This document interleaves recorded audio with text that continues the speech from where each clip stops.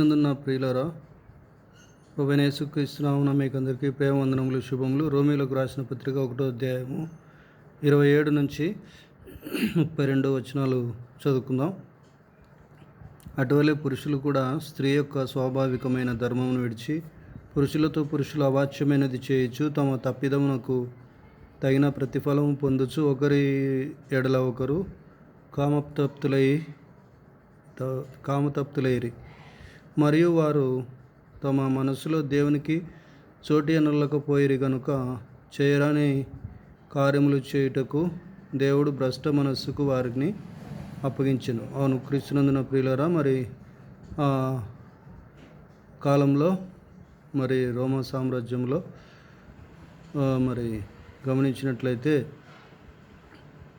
పురుషులు కూడా స్త్రీ యొక్క స్వాభావిక ధర్మాన్ని విడిచి పురుషులతో పురుషులు చెప్పలేనటువంటి కార్యాలు చేయొచ్చు, తప్పిదములు చేస్తూ తగినటువంటి ప్రతిఫలాన్ని పొందుకుంటూ ఒకరి ఎడల ఒకరు కామతప్తులైనట్లుగా మనం చూస్తున్నాము.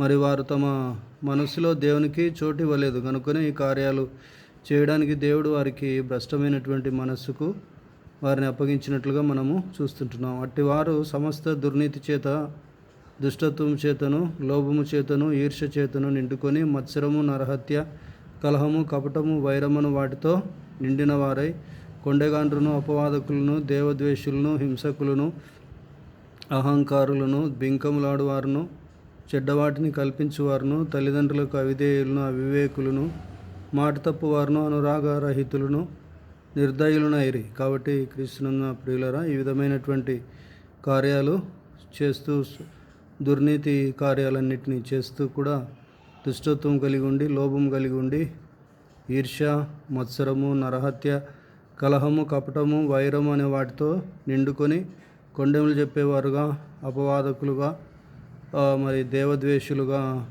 హింసకులుగా, అహంకారులుగా, బింకములాడేవారుగా, చెడ్డవాటిని కల్పించేవారుగా, తల్లిదండ్రులకు అవిధేయులుగా, అవివేకులుగా, మాట చెప్పిన మాట తప్పేవారుగా, అనురాగరహితులుగా,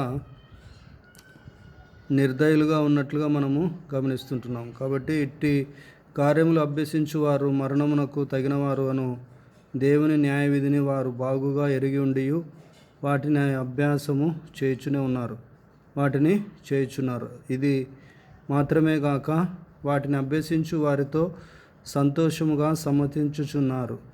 కాబట్టి క్రీస్తునందున ప్రియులరా, మనము మన యొక్క సొంత ఘటమును కాపాడుకుంటూ, విశ్వాసమును కాపాడుకుంటూ, దేవుని చిత్తాన్ని చేస్తూ, దేవుని యొక్క ఆజ్ఞల మార్గంలో నడుస్తూ, దేవుని ఆనందిస్తూ, ప్రభు రాకడ కొరకు ఎదురు చూస్తూ, ప్రభు చిత్తాన్ని చేసేవారినిగా మనలందరినీ కూడా ప్రభు మరి మనందరినీ తన ఆత్మతో నింపి నడిపించునుగాక.